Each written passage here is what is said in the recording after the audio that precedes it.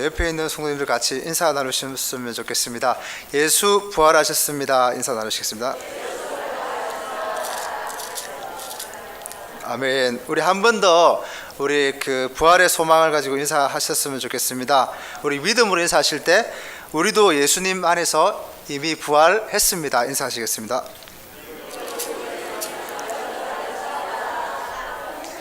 아멘. 믿으십니까? 아멘입니다.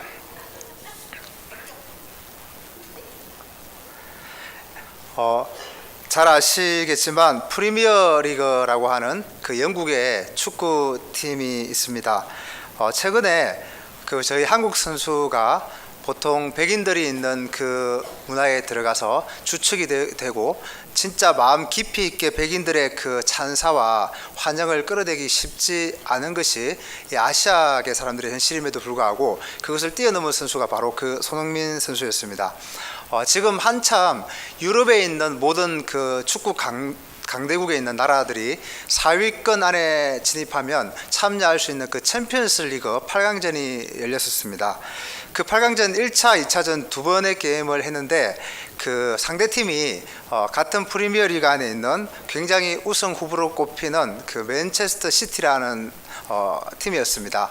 근데 이 팀은 잘 아시겠지만 우리 그 남자 성도님들께서는 잘 아시겠지만 그 천문학적인 그 합계에 해당하는 그 맨시티 안에 있는 선수들의 가격을 몸값을 매기면 엄청난 그 몸값을 가진 선수들입니다. 다시 말해서 손흥민이 속해 있는 그 토트넘하고는 비교할 수 없는 금액의 선수들로 구성되어 있는 팀이었는데요. 근데 이 팀과 붙어서 1차전에서 손흥민이 한 골을 넣고 2차전에서 두 골을 넣으면서 극적으로 종합 순위에서 이겨서 그 4강에 진출하게 되었습니다. 그런데 그 손흥민이 2차전에서 연속 두 번째 골을 넣을 때 처음에 그 맨체스터 시티의 홈구장에서 게임을 하다가 첫 번째 골을 먼저 먹었습니다. 그때 이제 맨체스터 시티는 난리가 났는데요. 연달아 3분이 채 지나기 전에 이 손흥민이 한 골을 넣으면서 동점을 만들고 또 3분 안에 한 골을 더 추가해서 두 골을 넣었습니다. 그때 그 관중을 보여주는데 그때 그 손흥민이 두 번째 골을 넣을 때 그 영국의 토트넘이라고 하는 그 손흥민 팀의 이 팬들의 인상과 그 표정이 정말 저는 인상적이었습니다. 부활 주간에 제가 이제 부활을 묵상하고 있는데 주님의 고난과 부활을 묵상하고 있는데 그 손흥민이 골을 넣자마자 그 토트넘 팬의 그 표정이 제가 보여드리고 싶은데 말로 다 표현할 수 없지만 마치 지옥과 천국의 심판 앞에서 천국이라는 말이 떨어졌을 때에 보일 만한 그런 표정으로 너무 영혼에서 나오는 그 기쁨을 감추지 못하는 모습을 보았습니다. 그러면서 제가 생각이 들었습니다. 그 스포츠 이제 하이라이트를 보면서 내 안에 이 부활에 대한 기쁨이 정말 저렇게 있는 것일까? 정말 축구 자기가 좋아하는 그 팀이 그렇게 극적으로 역사적인 그런 4강으로 가는 그런 결승골을 봤을 때 그 기쁨을 감추지 못하는데 정말 영원한 생명을 부여잡는 그 부활을 맞이하는 성도의 기쁨은 과연 그것과 비교할 수 있는 기쁨이 아니지 않을까? 훨씬 더 능가하는 참 기쁨이 우리 안에 있을까? 내 안에 그 기쁨은 과연 지금 어느 정도 자리 잡고 있을까? 우리가 첫사랑을 경험했을 때 예수님이 우리에게 찾아오시고 우리의 인생의 주인 되셨을 때 우리가 느꼈던 그 기쁨, 그 부활과 영생에 대한 기쁨, 그 기쁨이 오늘 우리 성도님들 안에 넘치시기를 주님의 이름으로 소망합니다. 오늘 말씀을 통해서 우리가 살펴보려고 합니다. 이 기독교라고 하는 것은 사실 세상에서 이 땅에서 사는 삶에 대한 것이 아닙니다. 기독교는 이 땅에서 내 삶이 좋은 것을 얻기 위해서 존재하는 그런 것이 아니라는 것입니다. 그리스도를 믿는 것은 영원한 삶, 또 영원한 생명에 관한 것입니다. 영원한 사망을 대신해서 우리에게 영원한 생명을 주시는 것에 대한 것이고요. 또 영원한 그 생명을 우리 죄인에게 주시는 하나님을 믿는 믿음을 가지는 것이 바로 그리스도인이고 바로 그것이 소망, 부활의 소망을 가진 우리의 삶이라는 것입니다. 영원한 고통을 거두어 가시고 영원한 기쁨을 우리에게 주신다라는 것입니다. 또 영원한 형벌을 대신해서 우리에게 영원한 축복을 주시는 그 하나님을 갈망하는 사람들, 그 사람들이 믿는 것이 바로 기독교인 줄 우리는 확신합니다. 그래서 우리가 이 복음을 들을 때 이 복음은 이 땅에 사는 동안에 우리를 행복하게 하고 또 우리를 고통으로부터 쓰라림이 없도록 하는 것이 아니라는 것이죠. 성공적인 배우자를 만나게 하고 가족의 번영과 편안한 생활과 최고의 명성이 따르는 그런 하이 커리어를 가져다 주지 않는다라는 것입니다. 복음은 영생에 대하여 이야기합니다. 복음은 영원한 생명을 인식하는 것에서 출발하고 신앙생활은 무엇이냐 하면 바로 이 영원한 것을 붙잡고 영원한 소망과 부활의 기쁨과 그 고난에 참여함으로 말미암아 우리가 그 기쁨을 가졌다는 것에서 출발하는 것이 바로 우리 기독교라는 사실입니다. 오늘 본문을 보면 25절의 말씀을 보면 어떤 사람이 주께 와서 이르되 선생님이여 내가 무엇을 하여야 영생을 얻으리까? 오늘의 본문의 주제도 바로 이 영생이라는 것입니다. 이 영생에 대한 인식은 당시에 신앙생활을 했던 이 유대인들에게도 아주 일반적인 것이었고 그리고 가장 중요한 가치였습니다. 바리새인, 사두개인, 할뿐만 아니라 율법 교사들, 당시에 하나님의 말씀을 붙잡고 믿음 생활을 하고 있던 모든 사람들의 중심에 있는 것이 바로 이 영원한 생명에 대한 소망이었다라는 것입니다.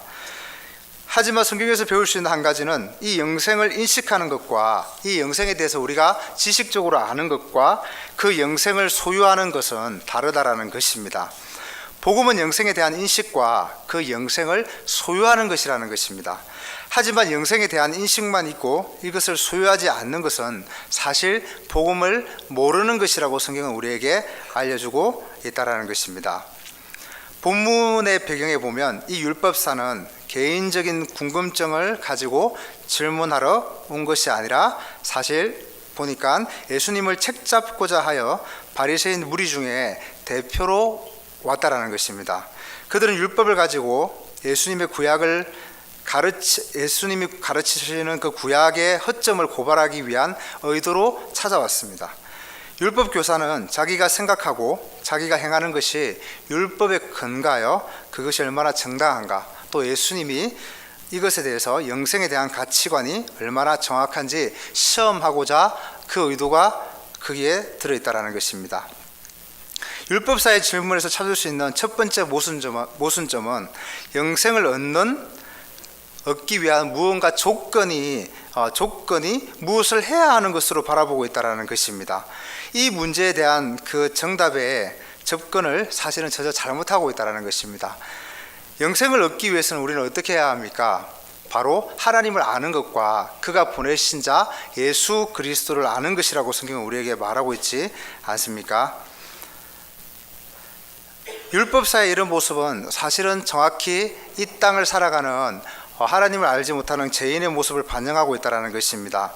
왜냐하면 이건 바리새인들의 모습이 아니라 하나님을 잃어버린 죄인의 모습이기 때문입니다. 죄인은 믿음으로 구원받는다는 것을 지식적으로 인지한 후에도 끊임없이 자기의 힘과 행함으로 하나님의 뜻과 영생을 구하려 하기 때문입니다. 율법사, 바리새인, 서기관, 레위인 이 모두는 오늘날 우리가 이 땅을 살아가고 있는 우리 교회에 있는 신학 교수나 또 목사, 장로, 권사, 집사의 직분만큼 열심히 종교 생활을 했던 사람들이고 하나님의 율법을 연구하던 사람들이라는 사실을 우리는 기억해야 할 것입니다. 계속해서 본문은 영생의 문제에 대한 정답을 온전히 알고 있다고 확신하는 율법사의 그 태도를 보여주고 있고 또 이런 맥락에서 예수님의 접근 방식이 다음과 같이 흘러가고 있다는 것입니다. 우리 한번 26절, 27절을 같이 읽으시면 좋겠습니다. 같이 읽겠습니다. 시작.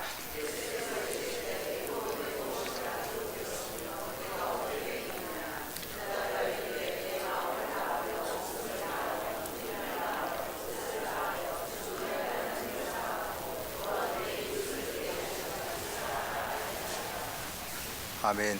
예수님께서 율법에 무엇이라 기록되었느냐라고 반문하시는 것은 바로 이 율법사의 그 의도를 파악하셨기 때문입니다. 율법사는 무엇을 하여야 영생을 얻습니까?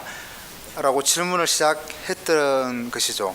그때 예수님은 율법을 말해보라고 할 때 이 율법사는 너무나 교과서적으로 정답지를 딱 설명하고 있다는 것입니다. 그런데 진짜 율법의 진리는 무엇입니까? 이 율법사의 말대로 하나님을 사랑하는 것과 이웃을 사랑하는 것이 맞습니다. 하지만 그 사랑이라고 하는 그 핵심이 어느 정도의 사랑인지 우리가 한번 생각해 보아야 할 것 같습니다. 그 사랑의 깊이는 완전한 것입니다. 퍼펙트한 하나님의 그 사랑을 말하는 것입니다. 그러니까 우리는 완전하게 하나님을 사랑할 뿐만 아니라 그 완전함으로 이웃을 사랑하는 것이 율법이 우리에게 요구하는 요구라는 것입니다. 형제를 완전하게 사랑하는 것입니다. 이것이 하나님 나라를 소유하는 길입니다. 하나님을 완벽하게 따르고 그 뜻을 완벽하게 쫓는 것입니다. 하나님과 다른 이를 사랑하는 데 있어서 전혀 조금도 부족함이 없는 것, 그것이 우리에게 율법이 요구하는 하나님 사랑과 이웃 사랑이라는 것입니다. 완벽한 사랑, 죄를 짓지 않는 것, 관계를 깨뜨리지 않는 것, 그리고 그 완전한 겸손함으로 모든 말씀을 순종하는 그 완전함, 이것이 율법이 요구하는 것이었습니다. 율법사는 지금 이 요구가 자기 안에서 완전히 이루어지고 있다는 그 전제하에서 예수님께 질문하고 있었던 것이죠. 예수님이 대답합니다. 28절에서 내 대답이 옳도다, 이를 행하라, 그리하면 살리라, 그렇게 말씀하십니다. 지금까지도 이 율법사는 그렇게 확신하고 있고 그 확신함에 있는 율법교사에게 예수님은 그 말이 맞다, 그렇게 해라고 말씀합니다. 레위기 18장 4절의 말씀을 인용해서 이를 행하라, 그러면 살리라, 그 말씀을 인용하여 예수님은 그렇게 하라고 말씀하고 계시는 것입니다. 주님은 이 말씀을 통해서 율법교사의 그 지식은 맞으나 삶이 아닌 점을 암시하는 반응을 내놓으시는 것입니다. 그러나 이것을 캐치한 율법교사는 자연히 그가 사랑하고 있는 대상에 대한 다음 질문으로 넘어가고 있습니다. 율법교사가 예수님께 묻습니다. 29절 말씀을 보면 그 사람이 자기를 옳게 보이려고 예수께 여짜오되 내 이웃이 누구이니까? 라고 묻습니다. 하나님 사랑과 이웃 사랑에 대한 율법을 다 지켰다고 생각하는 그 율법사에게 그렇게 행하라고 말합니다. 이미 그렇게 하고 해왔고 그것을 이루었다고 생각하는 율법교사에게 그렇게 하라고 말씀하시는 그 예수님의 질문 앞에서 이 율법교사는 묻습니다. 내 이웃이 누구입니까? 하나님 사랑과 이웃 사랑에 대한 율법을 다 지켰다고 생각하는 그 율법사에게 행하라고 말씀을 하시는 것입니다. 예수님의 이 대답은 그가 생각하던 이웃의 범주와 다른 의미로 다가왔다라는 것입니다. 그래서 내 이웃에 대한 질문으로 이어지고 있는 것이죠. 자기를 옳게 보인다는 말의 이 원어적인 의미는 디카이오사이라는 의롭게 여기다 또는 공의를 보이다. 그러니까 여기서 자기를 옳게 보인다는 말은 자기를 정당화하려고 한다, 자기를 공의롭게 여기고 의롭게 여기다라는 의미입니다. 즉 율법교사는 자기가 정해놓은 이웃의 범주가 따로 있었고 그들을 사랑하고 있었는데 이것을 의로 여겨 율법을 지키는 것으로 정당화하고 있었기 때문에 예수님에게 다시 묻고 있다는 것입니다. 그가 생각하던 이웃은 누구였겠습니까? 바리새인과 사두개인, 당시의 율법교사들에게 이웃은 그들은 율법주의였고 그들은 분리주의였고 그들은 형식주의자들이었습니다. 그리고 의식주의자들이었습니다. 당시 사회에서는 신분적 계급으로 나눠진 사회였습니다. 또한 유대인들은 이웃을 사랑하고 원수를 미워하라는 그 장로들의 전통, 율법의 어떤 진의가 들어있는 본질이 아닌 것이죠. 이웃을 사랑하고 원수를 미워하라는 장로들의 전통에 익숙해 있어서 그것을 율법으로 여겼더라는 것입니다. 율법사의 말에는 이웃의 범주가 따로 정해져 있었습니다.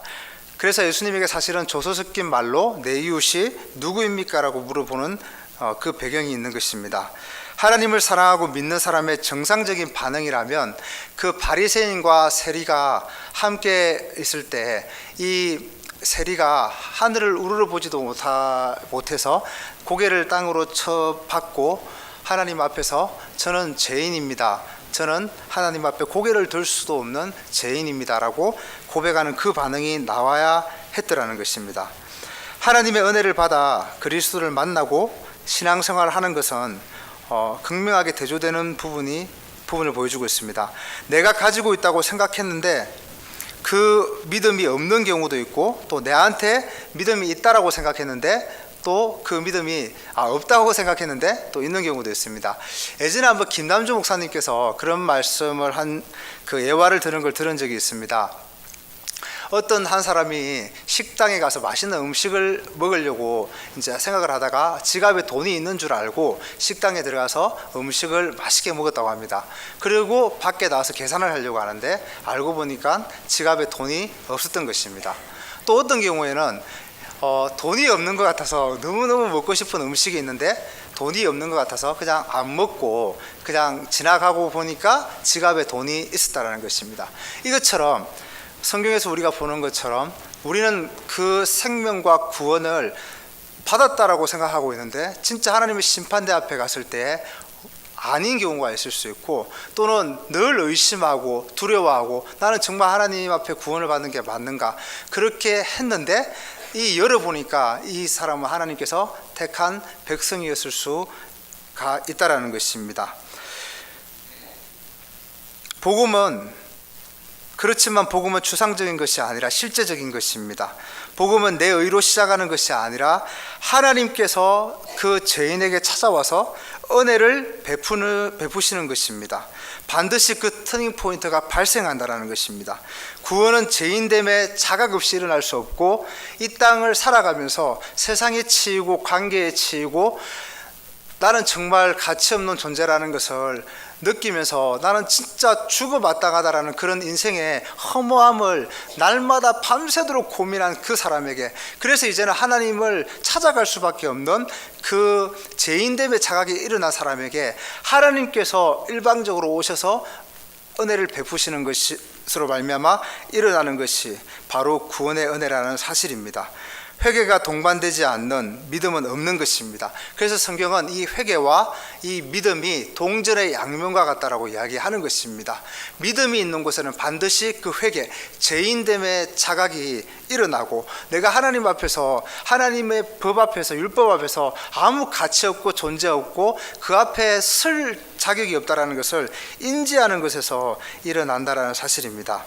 아직까지 자기 이웃의 범주를 자기가 생각하는 범주로 말하고 있는 이 율법 교사에게 예수님은 내 이웃이 누구입니까? 라는 그 질문 앞에서 한 이야기를 이야기하고 있습니다. 잘 아시는 사마리아인의 이야기입니다. 강도를 만난 어떤 한 사람이 예루살렘에서 여리고로 내려가고 있다고 말씀하고 있습니다. 본문의 이야기를 보면 이 예루살렘에서 여리고로 내려가고 있다는 것은 유대인이라는 것을 함축하고 있습니다. 이 사람은 강도를 만나 거의 급한 죽었다고 본문은 말하고 있습니다. 이것을 보고 제사장이 지나가다가 그 거의 죽어 있는 시체와 같은 것을 보고 주위를 살피고 그냥 지나가 버렸다고 이야기하고 있습니다. 그리고 하나님의 제사장이 지나가다가 반 송장을 보고 주위를 살피고 또 지나가 버렸습니다. 추측하건대 이 시체와 반 시체가 되어 있는 것을 보고 자기가 가까이 갔을 때 만지면 부정해지기 때문입니다. 또 그 당시의 배경을 어떤 신학자는 이렇게 설명합니다. 만약에 그 당시의 제사장과 레위인들이 그 시체에 가까이 가게 되면 그들은 성전에 며칠 단 7일 정도, 율법대로 7일 동안 약 상당한 시간 동안에 성전에 나갈 수 없기 때문이라고 이야기합니다. 그것은 그들이 당시에 성전 앞에 벌려놓았던 성전 세금을 교환할 때 성전세를 받아내고 또 많은 가축들을 이 성전에 온 사람들에게 팔고 하는 그 상업적인 그런 사업에 있어서 치명타를 주기 때문에 그렇게 했을 것이라는 그런 이제 배경적인 설명도 내놓습니다. 그런데 마지막으로 사마리아인이 지나갔습니다. 이 사람이 유대인이었다면 이 사마리아인은 그 유대인을 정말 취급도 하기 싫었을 것입니다. 그런데 불쌍히 여겼고 기름과 포도주를 부어 응급처치를 하고 싸매어 주었습니다. 더 나아가 자기 짐승에 태워 주막에 데려가 돌보고 본문에 보니까 이튿날까지 함께 있었다라고 말합니다. 모든 마음과 정성을 쏟아부어서 그 사람을 돌보아 주었던 것입니다. 그리고 주인에게 부탁하면서 내가 돌아올 때 부족한 나머지 것들을 다 지불하겠으니 그를 끝까지 돌보아 달라고 부탁하고 갔습니다. 무엇보다도 유대인에 대한 사마리아인의 이 감정은 사실 하늘에 사무치도록 한이 맺힌 관계였습니다. 하지만 그 원수를 향한 그 사랑을 예수님은 말씀하고 설명하고 있다는 것입니다. 이 원수 사랑은 하나님의 율법의 참 정신을 반영하는 것이며 율법의 요구이기도 한 것입니다. 그러나 영생을 소유하기 위한 하나님의 요구하시는 이 조건은 이와 같은 사랑의 바로 완벽입니다. 우리의 행위로 영생을 얻는 조건은 이 사마리아인이 강도를 만난 유대인의 원수를 사랑한 것처럼 완전하게 사랑함으로 율법을 지키는 것입니다. 바로 이 완전함 외에는 길이 없었던 것이죠. 하나님과 이웃을 사랑하는 데 있어서 완전해야 하고 누구를 언제 어느 시간에 만나든지 내 이웃에 대해서, 여기서 말하는 내가 사랑하고 내가 품을 수 있는 범주 안에서의 이웃이 아니라 어떤 이웃이든지 우리는 완전하게 사랑할 수 있는 것이 바로 율법의 요구라는 것입니다. 때때로 우리는 내 가족이나 특별한 사람에게 그렇게 하기도 합니다. 하지만 그것만으로 기준에 미치지 못한다라는 것입니다. 상처를 치료해주고 차에 태워 호텔에 데려가서 밤새 돌보아주고 그에게 드는 모든 비용을 다 지불해줘서 그를 사랑해라는 것이 하나님의 말씀이 우리에게 요구하는 것입니다. 모든 사람에게, 심지어 원수에게도, 내 주변에 있는 어려움을 당하는 모든 사람에게 항상 그렇게 하라는 것입니다. 과연 이 율법교사는 그런 삶을 살았을까요?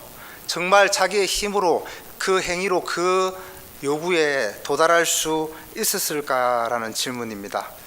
그래서 하나님이 율법을 주신 의도는 이 율법 앞에서 따로 있다라는 것입니다. 나는 죄인이고 우리는 안 된다라는 것입니다. 하나님의 율법을 충족할 수 없고 그렇게 사랑할 수 없고 우리는 하나님 앞에서 절대로 그것을 행할 수 있는 그런 자격이 없다라는 것을 인정하게 하는 것이 바로 이 율법의 목적이라는 것입니다. 하나님의 율법은 이 세상을 살아가는 인간이 사람에게 치이고 가족에게 실망하고 자신에게 완전히 실망한 후에 비로소 하나님의 율법 앞에 섰는데 하나님의 기준을 충족하기에는 전혀 소망이 없다라는 것을 인지하게 하기 위해서 자각하도록 우리를 끌어주는 것입니다. 영생을 자각하는 사람의 첫 번째 반응은 바로 그래서 회개인 것입니다. 나의 죄인됨과 부족함을 고백하는 것입니다. 정상대로라면 어떻게 반응해야 하겠습니까?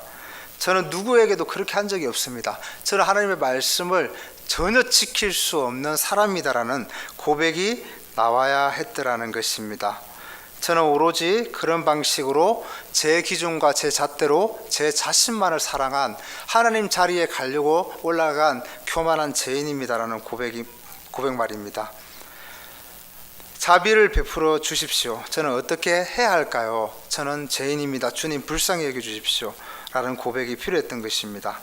그렇다면 본문의 비유에서 등장하는 사마리아인은 누구이겠습니까? 이 사마리아인은 정말 그때 당시에 말하는 사마리아인을 말하겠습니까? 아닙니다. 이 영생을 우리에게 줄 수 있는 유일하신 분입니다. 본문에서 나오는 이 사마리아는 바로 예수 그리스도입니다. 영생은 곧 유일하신 참 하나님과 그가 보내신 자 예수 그리스도를 아는 것이니이다. 예수께서 이르시되 내가 곧 길이요 진리요 생명이니 나로 말미암지 않고는 아버지께로 올 자가 아무도 없느니라. 너희가 성경에서 영생을 얻는 줄 생각하고 성경을 연구하거니와 이 성경이 곧 내게 대하여 정언하는 것이니라. 영생을 얻기 위해서는 그 한 분에게 우리가 붙고 나아가는 길밖에 없는 줄 확신하시길 소망합니다. 율법교사의 질문은 잘못된 것이었습니다. 예수님의 그의 잘못된 영생관과 그리고 이웃관, 스스로 깨닫게 하시기 위해 간접적인 질문을 유도하셔서 긴 대화로 이어가신 것이었습니다. 그리고 마지막 사마리아인의 이야기를 해주시고 너도 그 사람같이 해라. 그 말은 너는 할 수 없다라는 것을 깨닫게 하시기 위한 것입니다. 율법교사와 인류는 선한 사마리아인이 절대로 될 수 없다라는 것을 이 이야기는 암시하고 있습니다. 완전한 하나님 사랑, 그리고 완전한 이웃 사랑의 이 율법의 요구를 행하실 수 있는 사람은 예수 그리스도 한 분이신 줄 확신합니다. 그러므로 선한 사마리아인이 될 수 있는 분은 전 역사와 인류를 통틀어서 하나님의 아들 한 분뿐이신 줄 우리는 믿습니다. 그러므로 선한 사마리아인이 될 수 있는 분은 바로 예수 그리스도이시며 바로 우리의 참 이웃이 되고 우리의 참 선한 사마리아인이 되시며 완벽한 사랑을 성취하시는 사마리아인이 되시는 그 그리스도만을 의탁하시는 저와 성도님들이 되시기를 축복합니다.